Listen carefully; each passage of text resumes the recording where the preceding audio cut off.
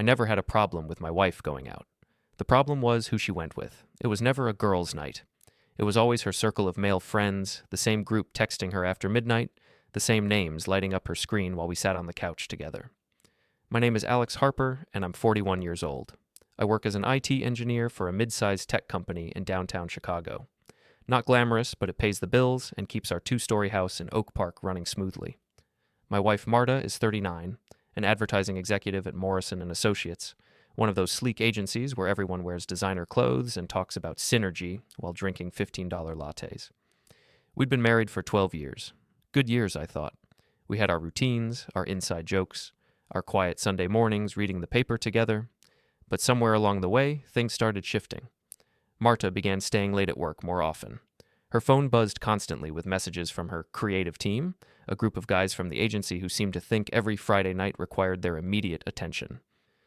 "It's just networking, Alex," she'd say, checking her reflection in the hallway mirror before heading out. "You know how this business works. Relationships are everything." I told her more than once that it bothered me. I said it didn't look normal for a married woman to spend her weekends with a rotating cast of male colleagues. I said I felt disrespected when she'd rather grab drinks with Greg Rollins, her agency partner, than stay home with her husband. She laughed, kissed my cheek, and promised I had nothing to fear. "You're being paranoid, honey. These guys are my friends. Nothing more. I love you. I would never cheat. You're imagining things." But I wasn't imagining the way her face lit up when Greg texted. I wasn't imagining how she'd suddenly become interested in going out dancing when she'd spent our entire marriage claiming she had 2 left feet, and I definitely wasn't imagining the way she'd come home smelling like cologne that wasn't mine. The group included Greg, obviously, tall, silver-haired, the kind of guy who wore expensive suits and drove a Tesla because he thought it made him look environmentally conscious. There was Mark Stevens, the office clown who laughed too loud at his own jokes and always seemed to have his phone ready to record whatever hilarious thing happened next. Julia Martinez was Marta's supposed best friend, a gossip queen who collected secrets like baseball cards and had a smile sharp enough to cut glass. Her sidekick, Alicia Wong, followed Julia around like a lost puppy, agreeing with everything she said and giggling at inappropriate moments. Then one Friday in late October, Marta grabbed her black leather jacket, the one she'd bought specifically for these outings, and announced she was meeting the guys at Pulse, a downtown club known for its loud music and dim lighting. I was sitting at our kitchen table, laptop open, trying to finish some code reviews for Monday morning. "Stay home tonight," I said without looking up. "We could order Thai food, watch that documentary you mentioned." She stopped in the doorway, keys jingling in her hand. "I already told them I'd be there." "Tell them you changed your mind. Tell them you want to spend time with your husband for once." Her expression hardened. I could see it in my peripheral vision, the way her shoulders tensed and her jaw set in that familiar, stubborn line. "Alex, we've been through this. I'm not going to stop living my life because you're insecure." "It's not about insecurity. It's about respect." "Respect?" She laughed, but there was no humor in it. "You want to talk about respect? How about respecting the fact that I work hard all week and deserve to unwind however I choose?" I finally looked up from my laptop. "With other men. Always with other men. They're my colleagues. They're your Friday night entertainment." She stared at me for a long moment, her green eyes flashing with something between anger and contempt. Then she said the words that changed everything. "If you don't like it, then divorce me." She said it like a dare, like she was calling my bluff, like I was too weak, too comfortable, too dependent on our routine to ever follow through. I didn't answer. I just watched her walk out, listened to her heels clicking on the hardwood floor, heard the front door slam with enough force to rattle the windows. I sat there for exactly 10 minutes, staring at my computer screen without seeing the code. My chest felt tight, like someone had wrapped a band around my ribs and was slowly tightening it. 12 years of marriage, and it had come down to this. My wife daring me to divorce her because I didn't want her spending every weekend dancing with other men? Then something inside me snapped into focus. A cold, clear voice in my head said, "Fine, let's see how this plays out." I closed my laptop, grabbed my car keys, and followed her. Pulse was located in River North, a 20-minute drive from our house. I parked a block away and walked in like a stranger. The bouncer barely glanced at my ID. Apparently, 41 wasn't old enough to raise suspicions at a club that catered to the young professional crowd. The music hit me like a physical force, some pounding electronic beat that seemed designed to make conversation impossible. The lights were strobing red and blue, creating a disorienting kaleidoscope effect that made it hard to focus on any one person for more than a few seconds. Perfect for what I had in mind. I bought a beer I didn't want and positioned myself near the bar, scanning the crowd. It didn't take long to spot them. They'd claimed a section of the dance floor near the DJ booth, and they were impossible to miss. Marta was in the center, wearing a tight black dress I'd never seen before. Her hair was down, flowing over her shoulders in waves she must have spent an hour perfecting. She moved with a confidence that seemed almost foreign. This wasn't the woman who claimed she was too tired for date nights, who said she preferred quiet evenings at home. But it wasn't just her dancing that made my blood run cold. It was how she was dancing. Greg had his hands on her waist, pulling her back against him as they moved to the music. She didn't pull away. Instead, she leaned into him, letting him guide her movements, letting him whisper something in her ear that made her throw her head back and laugh. When the song changed, she spun away from Greg and straight into Mark's waiting arms. He was grinning like he'd won the lottery, his hands immediately finding her hips as she pressed herself against him. The way they moved together wasn't casual or friendly. It was intimate, practiced, like they'd done this before. Julia and Alicia stood nearby, drinks in hand, watching and giggling like they were enjoying a private show. At one point, Julia raised her phone and started recording, which sent Alicia into a fit of laughter that I could hear even over the music. My chest went numb. For a few minutes I stood there, watching, hoping I'd misread the situation. Maybe it was just the alcohol. Maybe it was just the atmosphere. Maybe I was seeing something that wasn't really there. But the more I watched, the clearer it became. This wasn't innocent fun. This wasn't networking. This wasn't a group of colleagues blowing off steam after a long week. Marta moved from Greg to Mark to another guy I didn't recognize, letting each of them touch her, hold her, guide her around the dance floor like she was auditioning for the role of available woman. Her wedding ring caught the strobing lights occasionally, a brief flash of gold that seemed to mock everything we'd built together. I pulled out my phone and started recording. Short clips, clear angles, Marta grinding against Greg while he whispered in her ear. Marta letting Mark's hands wander lower than any married woman should allow. Marta laughing and flirting and performing like our marriage was just another costume she could take off whenever it suited her. The evidence was damning. More than damning. It was devastating. After 20 minutes, I'd seen enough. I walked out of the club, got in my car, and drove home. My hands were shaking as I gripped the steering wheel, but my mind was crystal clear. She'd told me to divorce her. Challenge accepted. When Marta came home at 2:30 a.m., she was trying very hard to look normal. She hung up her jacket carefully, kicked off her heels, and padded into the kitchen where I was sitting at the table with a manila envelope in front of me. "You're still up," she said, her voice artificially bright. "Couldn't sleep?" I didn't answer immediately. I just watched her face, looking for any sign of guilt or awareness of what she'd been doing. There was none. If anything, she looked energized, like the evening had given her some kind of boost. "How was your night?" I asked. "Good, fine. You know how it is. Same old crowd, same old stories." She moved to the refrigerator and pulled out a bottle of water, taking a long drink. Mark was being his usual ridiculous self. Julia couldn't stop talking about her latest dating disaster. Nothing exciting? Nothing exciting. I almost laughed. "And Greg?" She paused, just for a fraction of a second, before answering. "What about Greg? How was Greg tonight?" "Fine. Normal. Why are you asking about Greg specifically?" I pushed the envelope across the table toward her. "Why don't you tell me?" She looked at the envelope like it might bite her. "What's this?" "Open it." Her hands trembled slightly as she picked up the envelope and pulled out the printed screenshots I'd made from the videos. The first photo showed her pressed against Greg, his hands on her waist, her head thrown back in laughter. The second showed Mark's hands on her hips as she ground against him. The third captured her letting some stranger run his hands down her back while Julia recorded the whole thing. The color drained from her face so quickly I thought she might faint. The water bottle slipped from her hand and hit the floor, sending water splashing across the kitchen tiles. "Alex, I can explain." "Can you?" I kept my voice level, conversational. Because from where I'm sitting, these photos explain themselves pretty clearly. She tried to speak, but no words came out. She just stood there, staring at the evidence of her betrayal, her mouth opening and closing like a fish out of water. "You told me I was imagining things," I continued. "You told me there was nothing to worry about. You told me you loved me and would never cheat." "I didn't cheat," she whispered. "It was just dancing." "Just dancing." I nodded slowly. "Is that what you call it when another man has his hands all over your body? When you're grinding against your business partner like you're auditioning for a music video? When you're letting strangers touch you in ways I haven't been allowed to touch you in months?" Tears started streaming down her face. "It didn't mean anything. It was just fun. Harmless fun." "Harmless." I stood up, walked around the table until I was standing directly in front of her. Do you know what's not harmless, Marta? Lying to your husband, disrespecting your marriage, making me look like a fool while you perform for other men. I never meant to hurt you, but you did hurt me. Every time you chose them over me, every time you came home smelling like another man's cologne, every time you lied to my face about what you were really doing. She reached for me, her hands shaking. Please, Alex, we can work through this. It was a mistake, a stupid, meaningless mistake. I stepped back, avoiding her touch. You're right, it was a mistake, but not the kind you think? What do you mean? I walked back to the table and picked up my phone, showing her the video files stored in my photo gallery.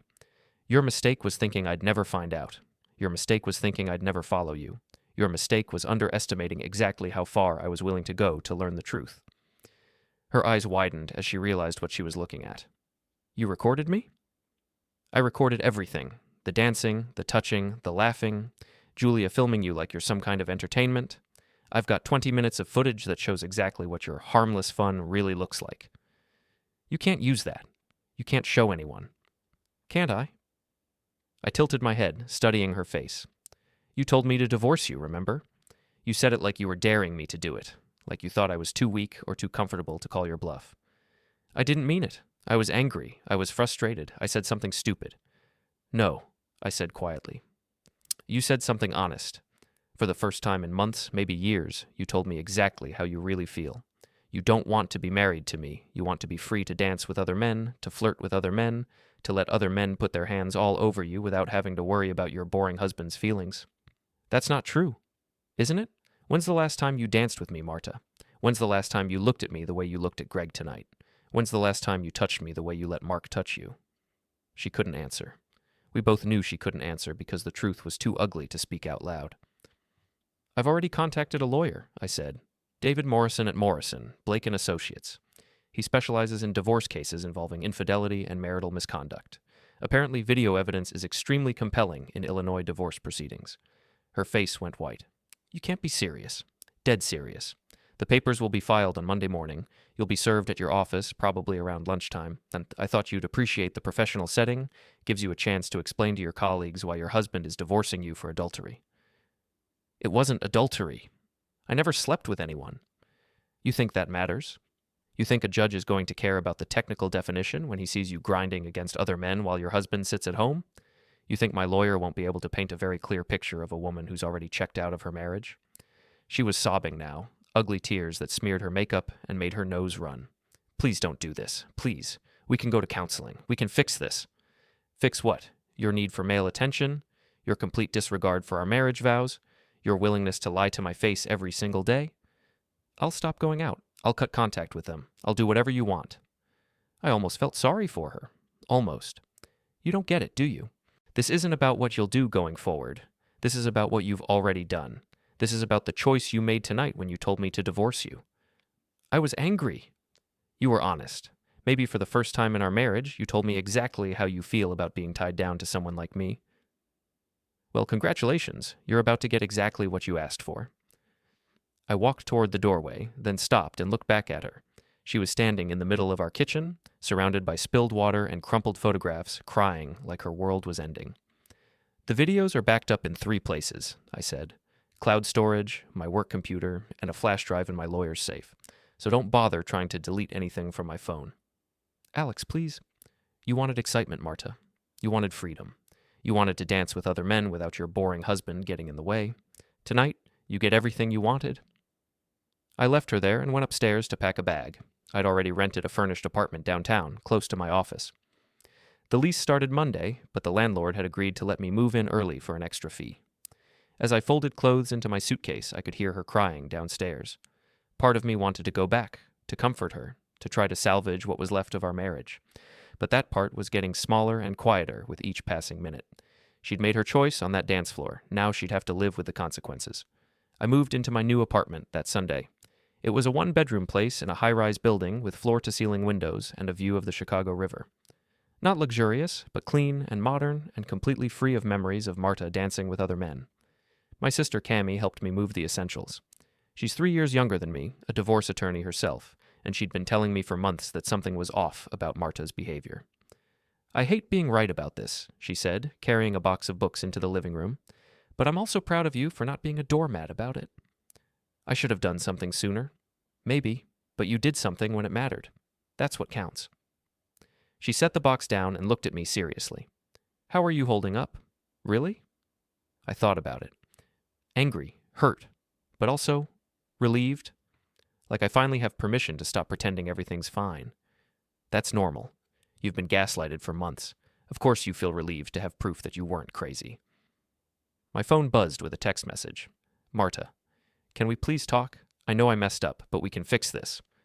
I showed the message to Cammie, who rolled her eyes. Block her number. Let your lawyer handle all communication from now on. I will, but first, I have something else to take care of. That afternoon, I drove to Greg's condo in Lincoln Park. It was exactly the kind of place I'd expected, all glass and steel and expensive fixtures designed to impress women like my wife. His Tesla was parked in the visitor's lot, gleaming silver under the October sun. I rang his doorbell and waited. When he opened the door, his face went through several expressions in rapid succession: confusion, recognition, and then something that looked like panic. Alex, what are you doing here? Greg Rollins was one of those men who'd probably been handsome in college and was now desperately trying to maintain that image through expensive grooming and carefully chosen clothes. He was wearing a cashmere sweater that probably cost more than my monthly car payment, and his silver hair was styled in a way that was supposed to look casual but clearly required professional maintenance. I brought you something, I said, holding up a manila envelope. Photos from Friday night. I thought you might want to see them before they become evidence in my divorce proceedings. His face went pale. I don't know what you're talking about. Sure you do.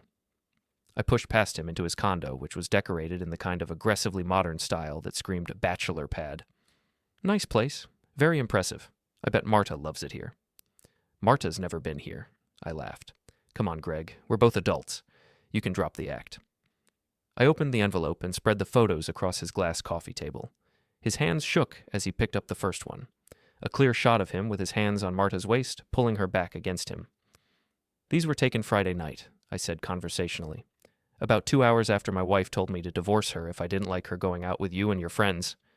It's not what it looks like. Really? What does it look like to you?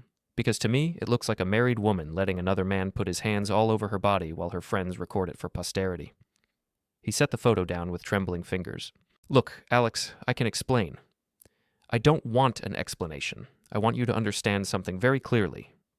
I stepped closer to him, close enough that he had to look up to meet my eyes. My marriage is over. My wife chose you and your little group over her husband, and now she gets to live with that choice. But you get to live with the consequences of helping her make that choice. What consequences? I smiled. Well, for starters, your wife is going to see these photos, along with the video footage I took. I'm sure she'll be very interested to learn how you spend your Friday nights. The color drained from his face completely. You can't do that. Lisa doesn't know about... She doesn't know Marta and I have been... Have been what, Greg? Having an affair? Because that's what this looks like. That's what it's going to look like to your wife, to your colleagues, to anyone who sees this evidence. It's not an affair. We never slept together. It's just harmless flirting. Harmless. I picked up another photo, this one showing Marta grinding against him while he whispered in her ear. Does your wife know about your harmless flirting? Does she know you spend your weekends with your hands all over another man's wife? He sank into his leather couch, his head in his hands. What do you want? I want you to understand that actions have consequences. I want you to know that when you help destroy someone's marriage, your own marriage might suffer some collateral damage. I gathered up the photos and put them back in the envelope.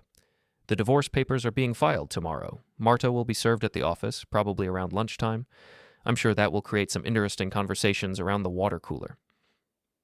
Please don't involve Lisa in this. She didn't do anything wrong. Neither did I. But that didn't stop you from putting your hands all over my wife. I walked toward the door, then stopped and looked back at him. Oh, and Greg? You might want to check your Tesla before you drive anywhere. I left him sitting there and walked out to the parking lot. His car was exactly where I'd expected it to be, parked in a spot marked Reserved for Unit 12A. I pulled out the small can of spray paint I'd bought on the way over and wrote Home Wrecker across the hood in bright red letters. Then I took a photo of my handiwork and sent it to Marta with a message. Tell Greg his car matches his personality now. By the time I got home, she'd called 6 times and sent 12 text messages. I didn't answer any of them. Instead, I poured myself a glass of wine and started planning my next move. Because this was just the beginning. Monday morning brought exactly the kind of chaos I'd been hoping for. I was sitting in my office, pretending to work on a database update, when my phone started buzzing with notifications from the agency's social media accounts. Apparently, Greg's wife Lisa had found the photos in his email. I'd sent them Sunday night with a simple message. Thought you should know how your husband spends his Friday nights? She'd driven straight to Morrison and Associates and confronted him in the middle of the Monday morning creative meeting. Julia, ever the gossip queen, had live-tweeted the entire confrontation. Her Twitter feed was a masterpiece of real-time drama. OMG, you guys, Greg's wife just showed up at the office to tell her drama. She's screaming at him in conference room B, something about photos and lies are messy. Wait, she just threw her wedding ring at him and called him a cheating piece of garbage but our divorce. Security is escorting her out, but she's still yelling. This is better than reality TV, how'd your work drama. Greg looks like he's going to throw up. Marta left the building. Mark is recording everything, utter chaos. I screenshot every tweet and saved them to my growing file of evidence. My lawyer was going to love this. Around noon, I got a call from Pete Kowalski, my best friend and fellow IT engineer. We'd known each other since college, and he was one of the few people who'd always seen through Marta's charm offensive. Dude, what the hell is happening? He said without preamble. I just saw some crazy stuff on Twitter about your wife's office. Marta's getting divorced, I said calmly. Turns out she's been spending her Friday nights grinding on other men. Her business partner's wife found out and caused a scene. There was a long pause. Jesus, Alex, are you okay? I'm better than okay. I'm free. Do you want to grab lunch? Talk about it? Actually, yes, but not to talk. I need you to help me with something. We met at a sports bar near my office. Pete listened while I explained everything that had happened over the weekend, showed him the photos and videos, told him about my conversation with Greg. So, what's your next move? He asked. I'm going to destroy them. Professionally, socially, financially. All of it. Pete raised an eyebrow. That's pretty dark, man. Even for you. They destroyed my marriage. Turnabout is fair play. What do you need me to do? I grinned. Remember that network security conference you went to last month? The one where you learned about social media data mining? Yeah?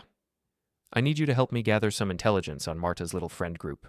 Phone records, social media activity, anything that shows how long this has been going on. Pete was quiet for a moment. That's legally gray area stuff, Alex. It's all public information. Social media posts, check-ins, photos they've tagged each other in. I'm not asking you to hack anything. I just need help organizing it into a timeline. And then what? Then I'm going to show the world exactly who these people really are. That afternoon, while Marta was being served with divorce papers at her office, Julia tweeted about that too. Marta just got served with divorce papers at work. She's crying in the bathroom. This day keeps getting crazier in my drama. I was setting up a war room in my apartment.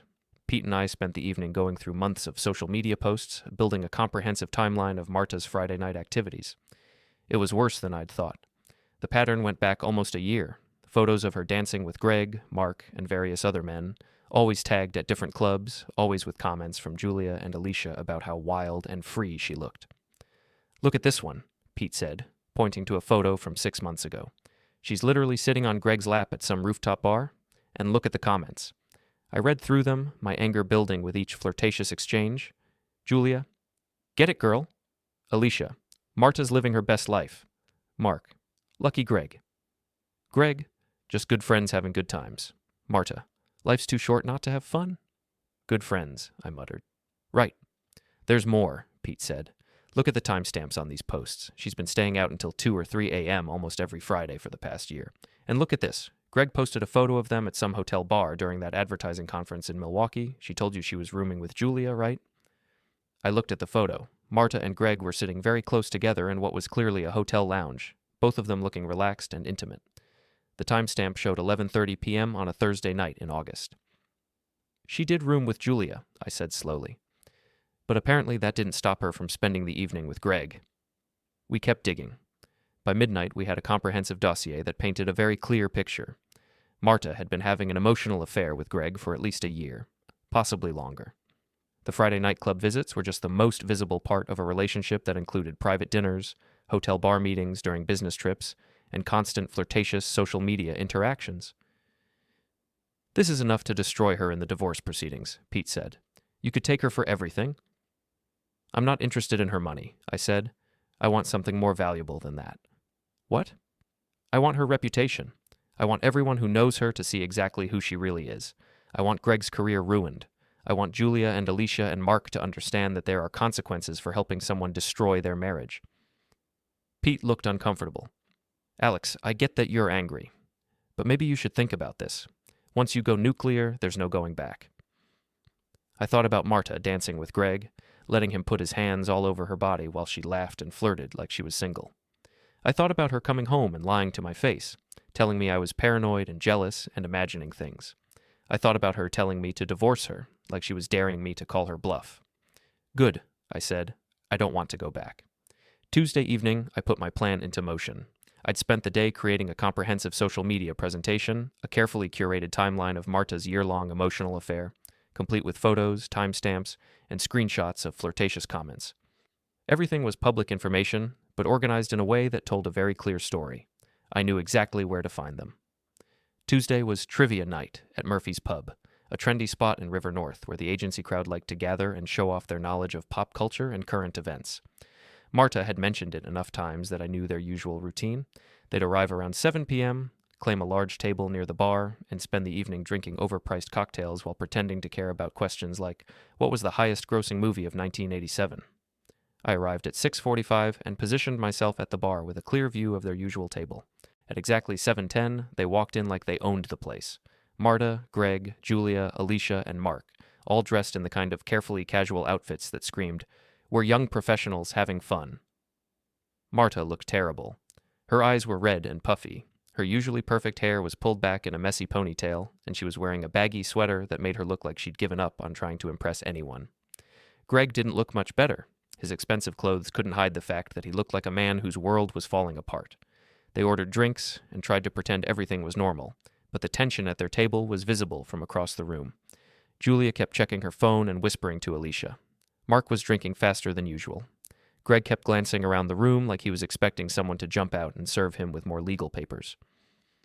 I waited until they were halfway through their second round of drinks, then I made my move. "Excuse me," I said, approaching their table with a friendly smile. "Sorry to interrupt, but aren't you guys from Morrison and Associates? I think I recognize you from your social media posts." They all looked up at me with varying degrees of confusion and alarm. Marta went white when she saw me, but she couldn't exactly cause a scene without drawing even more attention to herself. "Alex," she said quietly, "what are you doing here?"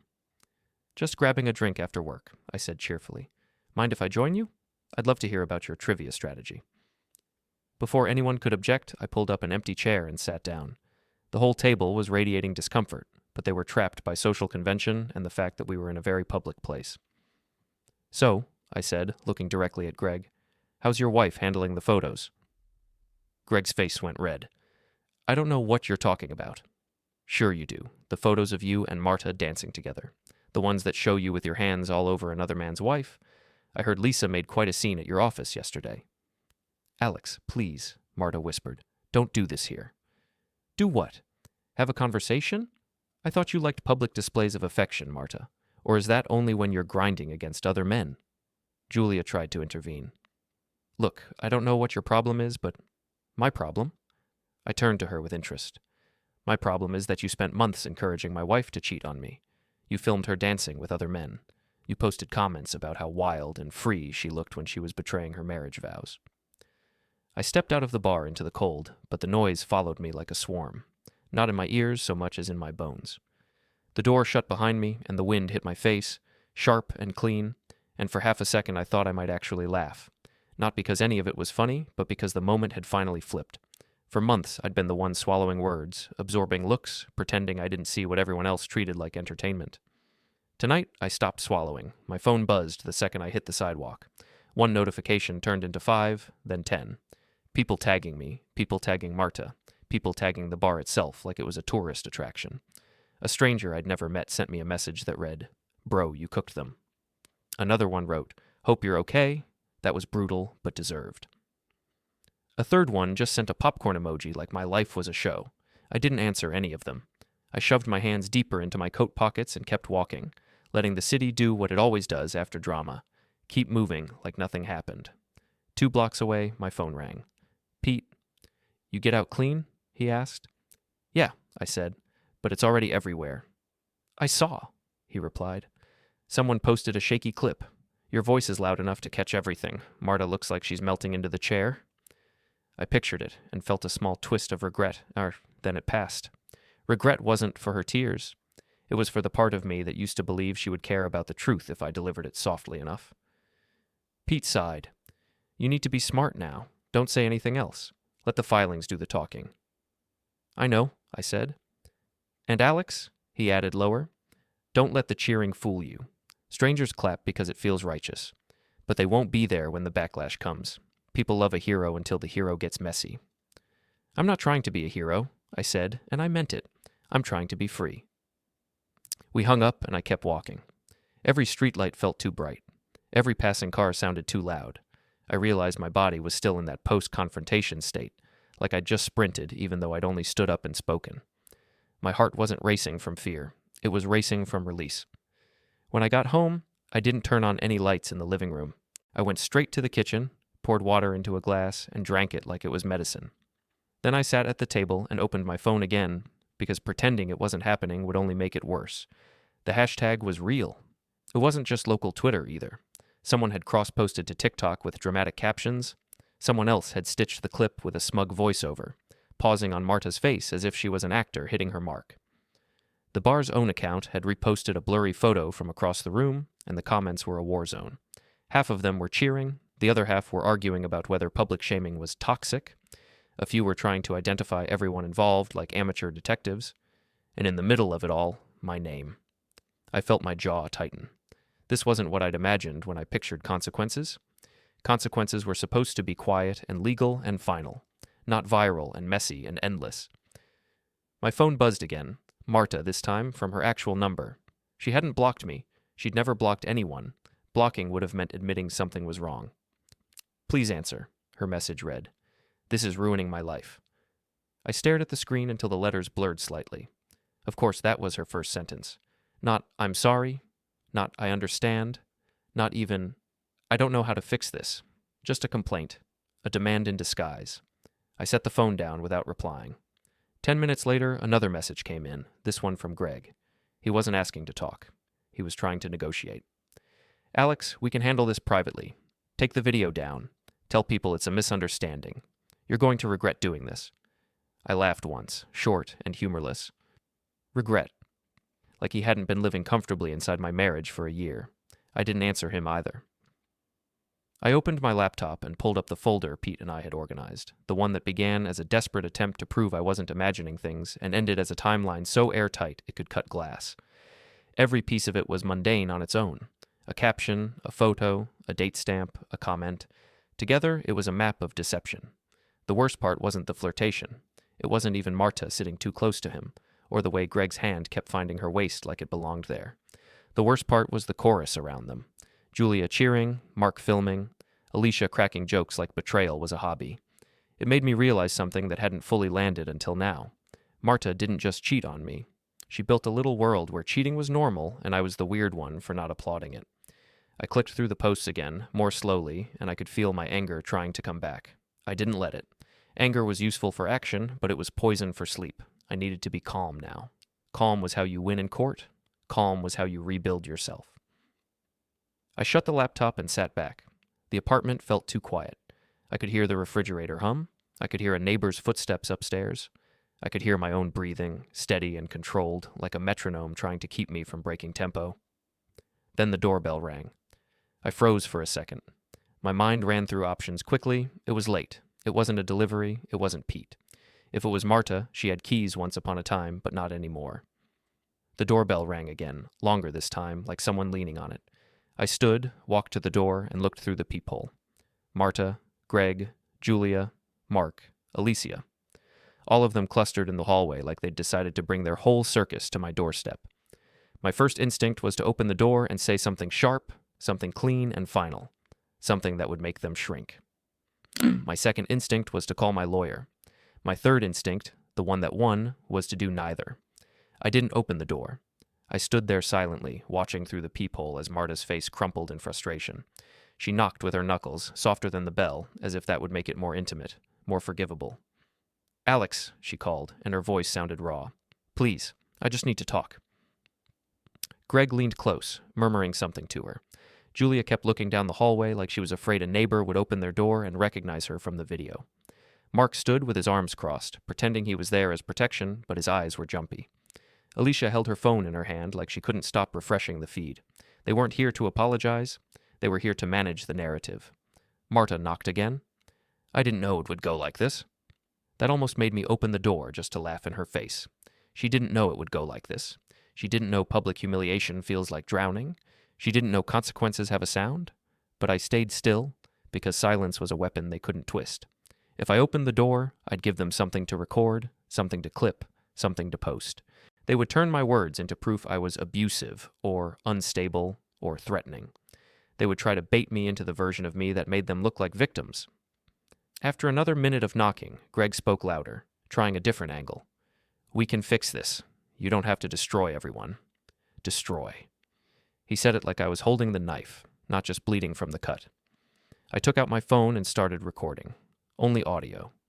I didn't say anything. I just let it capture their words, their threats wrapped in concern. My lawyer had told me to document everything. Tonight had already become a lesson in why. Mark shifted, irritated. "This is pathetic," he muttered. "He's hiding like a child." Julia snapped at him under her breath. "Shut up. You're the one who filmed it." Alicia scoffed. "We all filmed it. Don't act like he's innocent." And there it was, right in my hallway, their own confession that filming it had been normal to them, a fun group activity, a memory worth preserving. Marta's voice rose, desperate. "Alex, you're making me look like a monster." I almost whispered back through the door. "You did that yourself." But I didn't. I kept recording. Greg's tone hardened. "If you don't stop this, there will be legal consequences." I smiled faintly at that. The man who spent a year ignoring boundaries was now threatening me with legality. I ended the recording and saved it to the folder. Then I stepped closer to the door and spoke, not opening it, not giving them my face, only my voice. "Leave," I said calmly. Marta gasped like she'd been slapped. "Please, Alex." "Leave," I repeated. "If you don't, I'm calling the police and reporting you for harassment." Greg scoffed. "Harassment? We're trying to resolve this." "You can resolve it through attorneys," I said. "Not at my door. Leave." There was a pause, thick and tense. Mark muttered, "This is going to make him look even worse." Julia hissed, "Stop talking." Marta's voice turned thin. "I didn't mean any of it. The divorce comment. I didn't mean it." I leaned my forehead against the door for a second, eyes closed. "Yes, you did," I said, and my voice stayed quiet, almost gentle. "You meant it every time you chose them over me." Silence again. Then footsteps. One by one, they shuffled away. I waited until I heard the elevator ding, and only then did I step back, my hands shaking slightly, not from fear, but from the weird adrenaline of holding the line without exploding. I went back to the kitchen table and sat down, forcing myself to breathe slowly. My phone buzzed. Another notification, another clip, another comment thread. Someone had posted a screenshot of my toast with captions like I was a character. "This dude ended them." People were arguing about whether I should have handled it privately, as if privacy was what Marta had offered me. Someone else was joking about using my timeline as a masterclass. Then, buried under the noise, I saw a message from Elise again. "They're panicking," she wrote. "Julia called me crying. She says she didn't know the posts were public. She's deleting everything." I stared at that line. She didn't know the posts were public. It was the perfect summary of their entire world. They thought everything was private because they'd never been held accountable. They thought the internet was a stage when they were dancing and a locked room when consequences arrived. I replied, "Thank you. If she contacts you again, don't engage. Tell her to speak to her attorney." Elise answered, "Already done." I stood up and paced the apartment. My mind kept looping on one phrase from the bar. "We can handle this privately." That was what they always wanted. Control, a backroom deal, a quiet reset. They wanted to keep the fun and erase the damage. They wanted me to swallow the humiliation and let them keep their image. But the truth doesn't shrink just because it's inconvenient. I opened my laptop again, not to scroll, but to prepare. I drafted a brief statement to myself, not to post publicly, but to keep my thoughts clean if I needed to communicate through counsel. 1, I did not fabricate anything. 2, I did not hack, threaten, or break laws. 3. I use publicly available posts and recordings shared by their own circle. 4. I am not interested in public back and forth. 5. All further contact goes through attorneys. It wasn't emotional, it wasn't dramatic, it was the opposite of the chaos they lived in. Then I checked the local news feed and saw a small post from a neighborhood blog. Trivia night turns into viral cheating confrontation. No names yet, but the bar was tagged and the clip was embedded. A reporter had already added a poll. Was the public toast justified? I stared at it, feeling the surreal shift from private pain to public entertainment. It made my skin crawl. I closed the tab.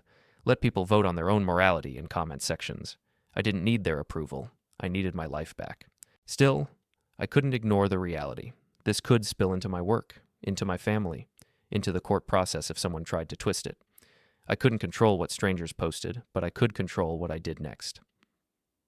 I called my lawyer's emergency line and left a voicemail with the facts, the confrontation, the viral clip, the doorstep visit, the audio recording. I kept my voice steady. I used dates and times. I stayed factual. I didn't decorate it with feelings. When I hung up, I realized my hands weren't shaking anymore. I went to the bathroom, splashed water on my face, and looked at myself in the mirror. My eyes were tired. My jaw was clenched. But there was something else there, too. Something I hadn't seen in weeks. Respect. Not from the crowd, from myself.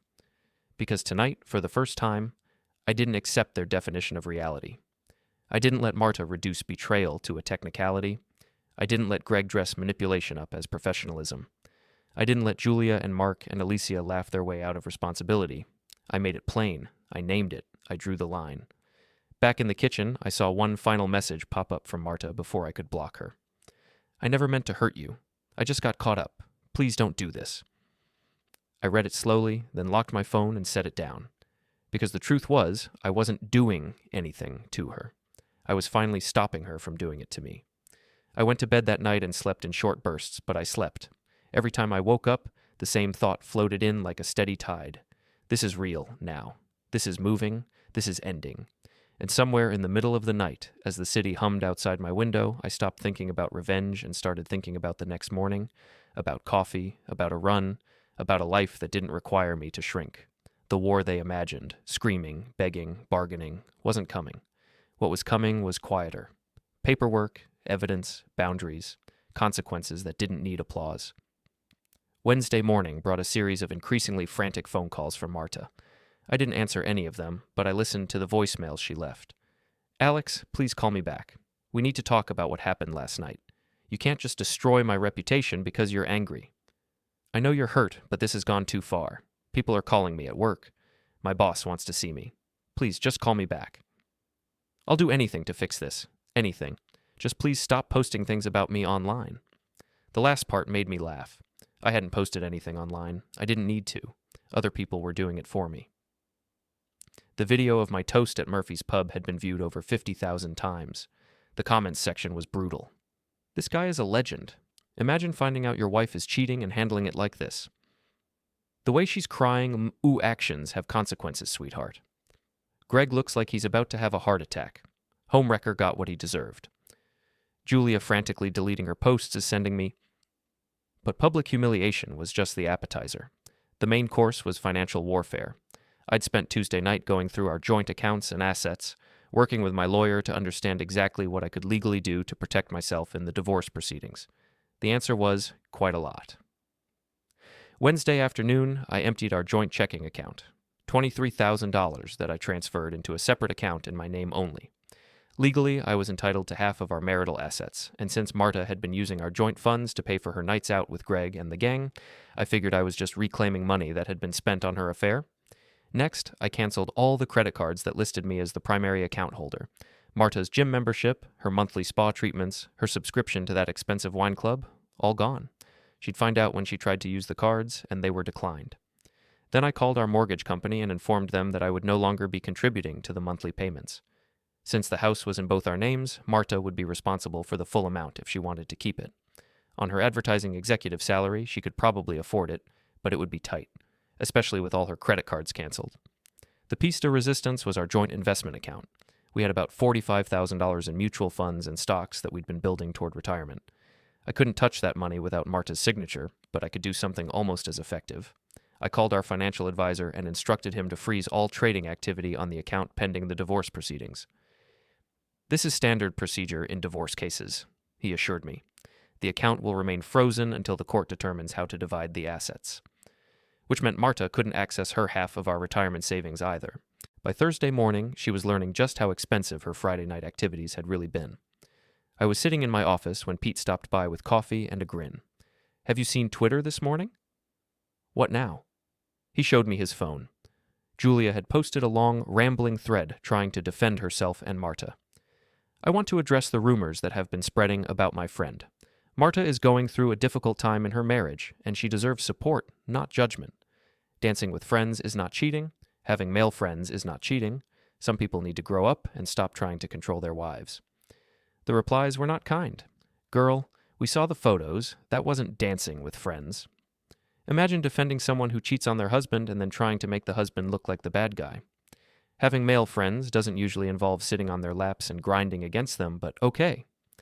The audacity of trying to spin this as the husband being controlling when she literally told him to divorce her. This is why I don't trust women who only hang out with men. Red flag city.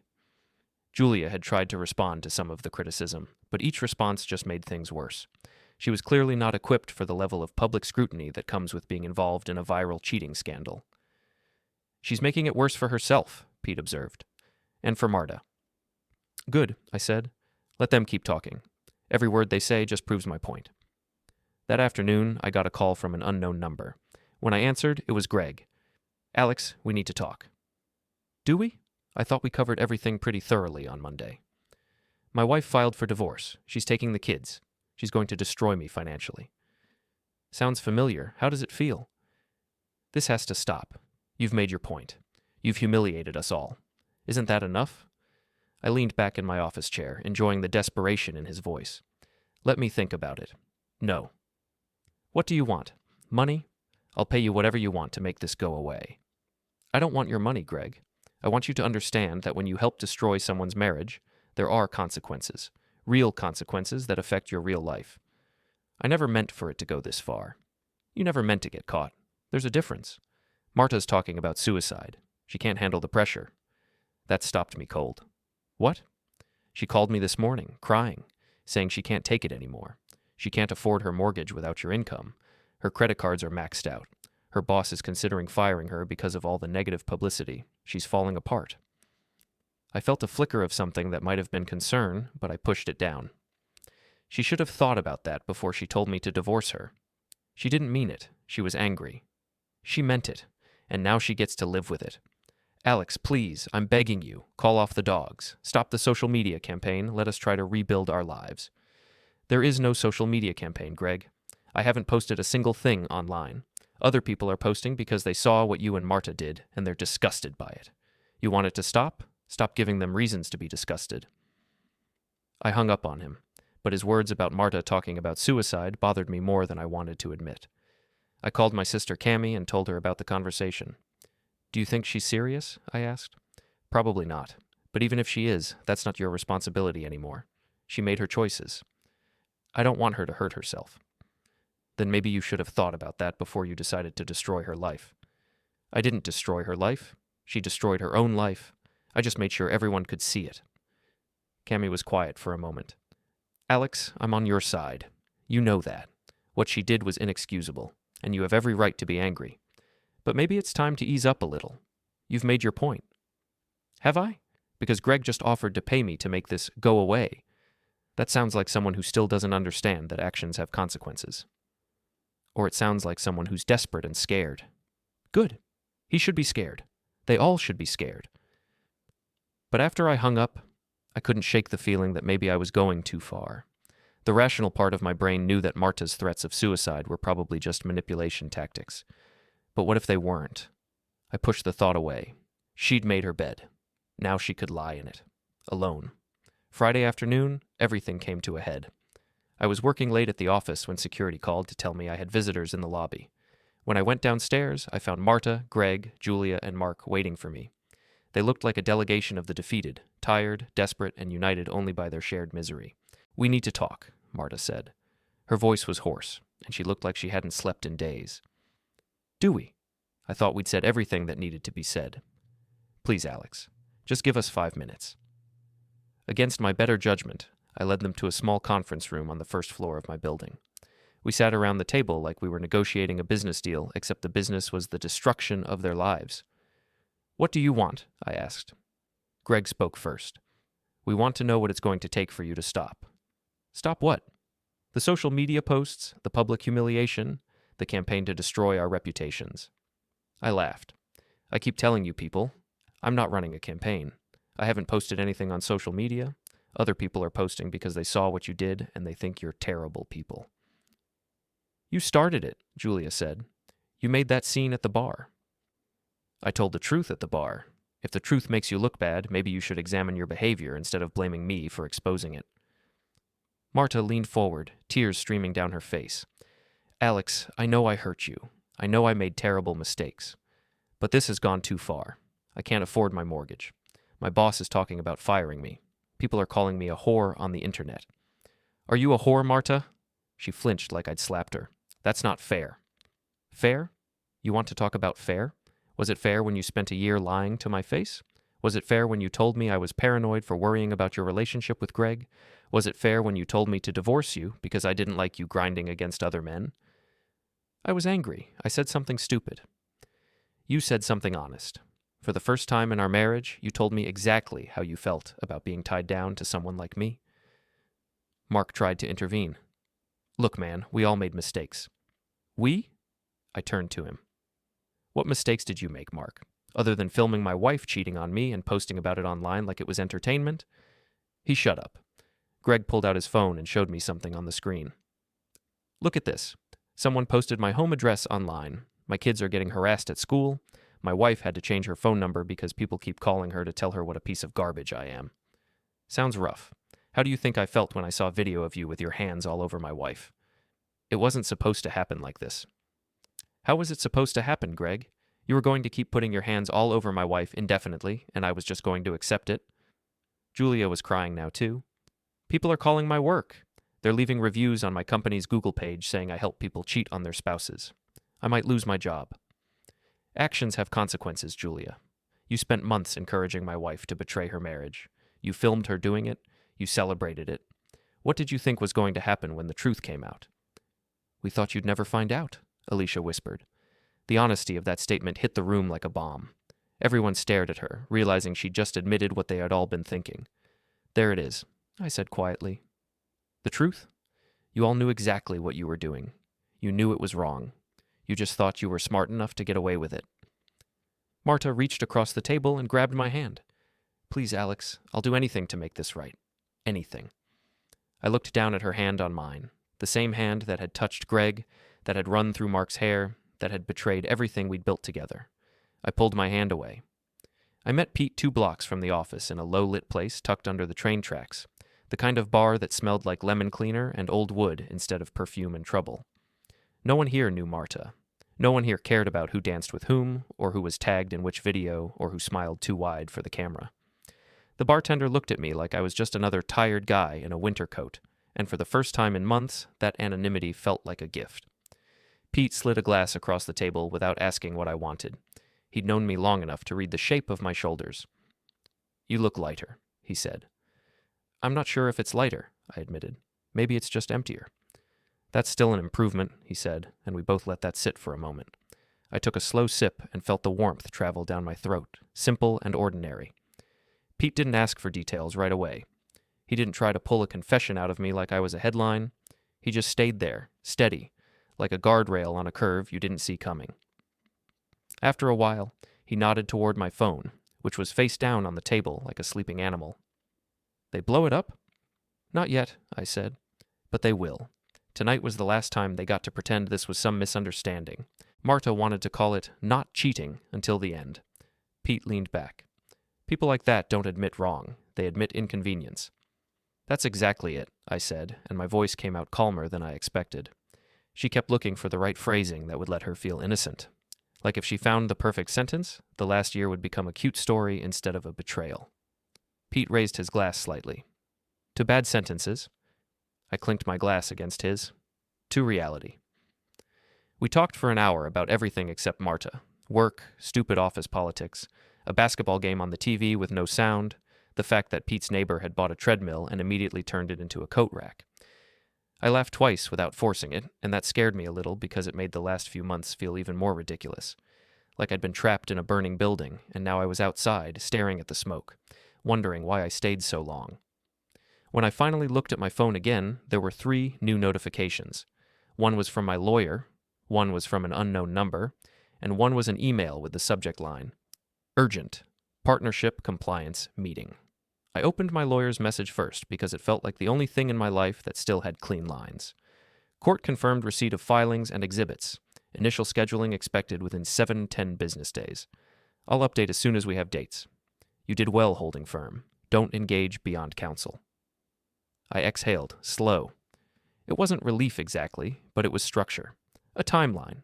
A system that didn't care about excuses. The unknown number was a single text. Alex, please, just talk to me. No name, but I didn't need one. The wording had her fingerprints all over it. Not I'm sorry, not I understand, just please. Like her discomfort was now my responsibility. I didn't answer. The email was from Greg's company domain, which made my jaw tighten even before I opened it. It wasn't addressed to me directly. It was a forwarded thread from someone in their office, probably one of the people who had watched Marta dance and laughed like it was harmless entertainment. The message read like corporate panic. Meeting scheduled, internal review, reputational risk, and a line that stood out like a bruise. We have received documentation that may indicate inappropriate conduct between a partner and a third party connected to a senior employee. It was already happening. Not gossip, not whispers. Procedure.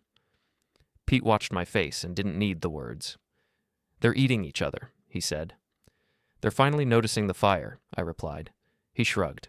People always pretend not to smell smoke until their own curtains start burning.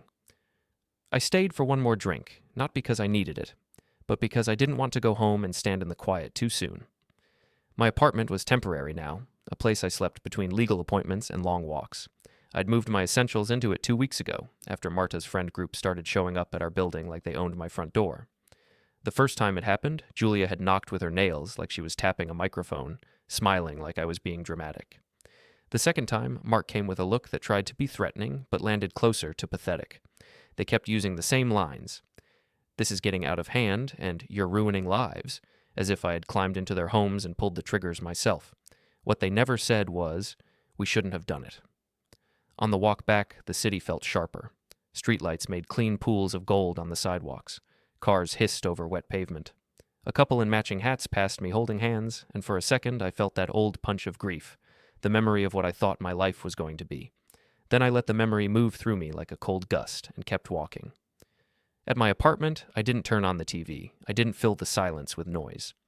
I set my keys down and stood by the window, looking at the scattered lights across other buildings, each one hiding someone else's story.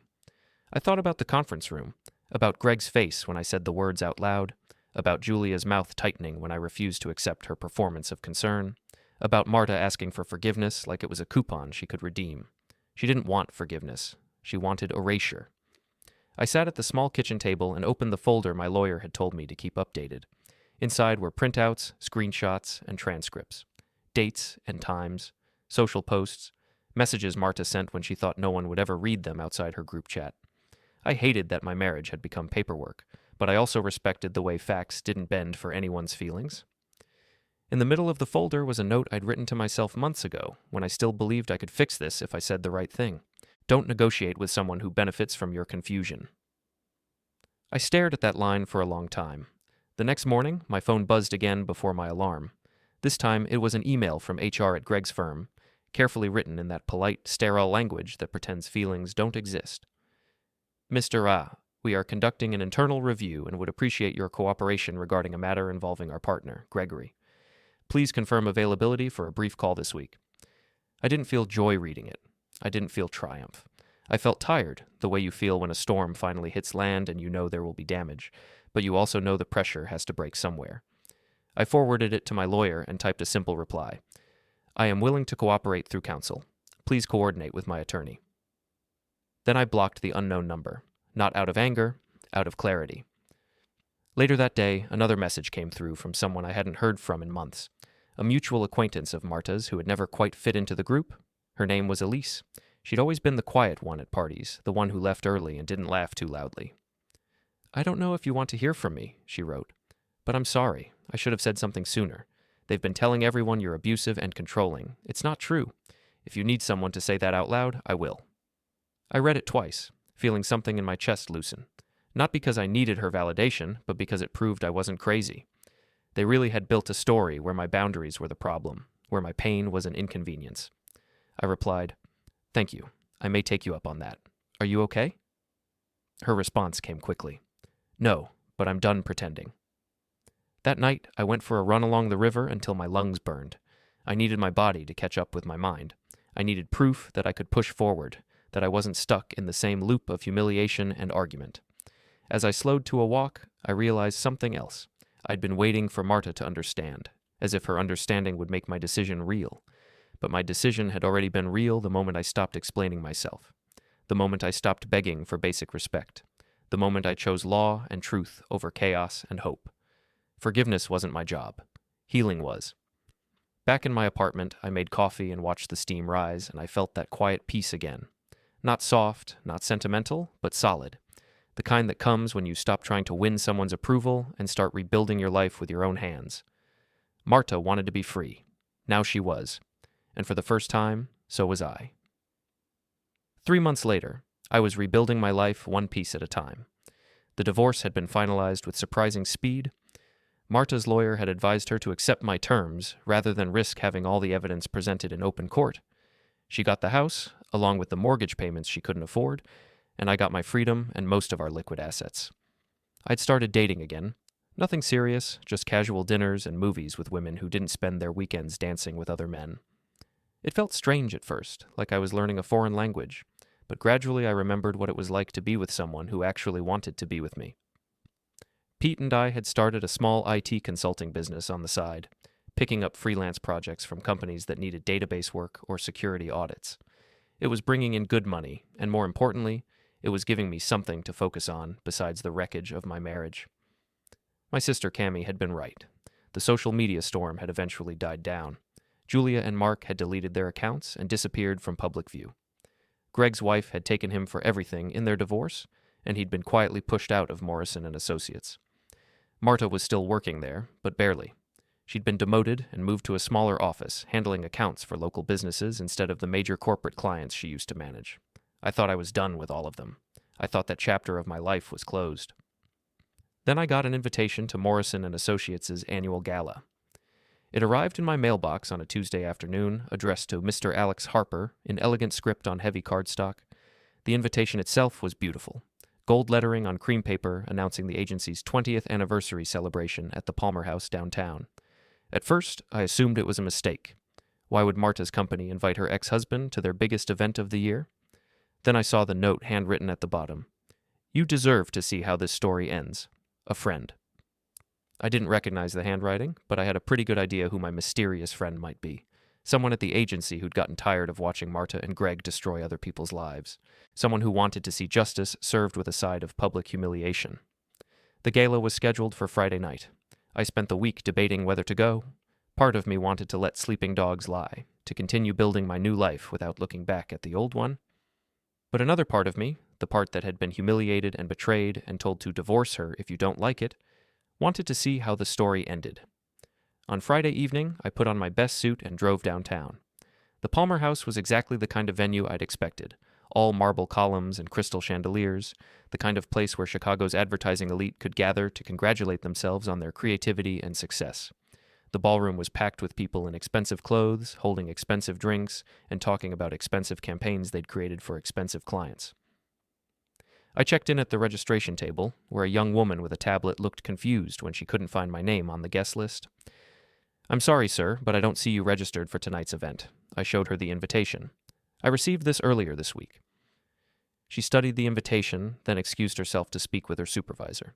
After a brief conversation, she returned with a smile. "My apologies, Mr. Harper. You're all set. Enjoy the evening." I made my way into the ballroom, accepting a glass of champagne from a passing waiter.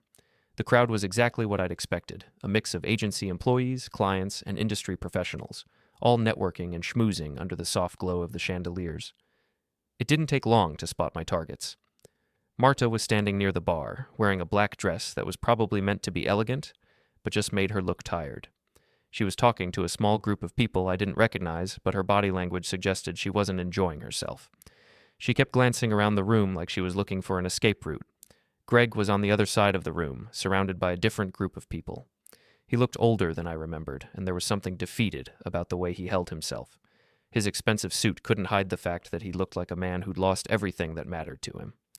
Julia and Mark were nowhere to be seen. Apparently, they hadn't survived the social media storm as well as Marta and Greg. I was content to observe from a distance, nursing my champagne and watching the people who'd destroyed my marriage try to pretend their lives hadn't imploded. Then the evening's program began. The agency's founder, Robert Morrison, took the stage to give the opening remarks.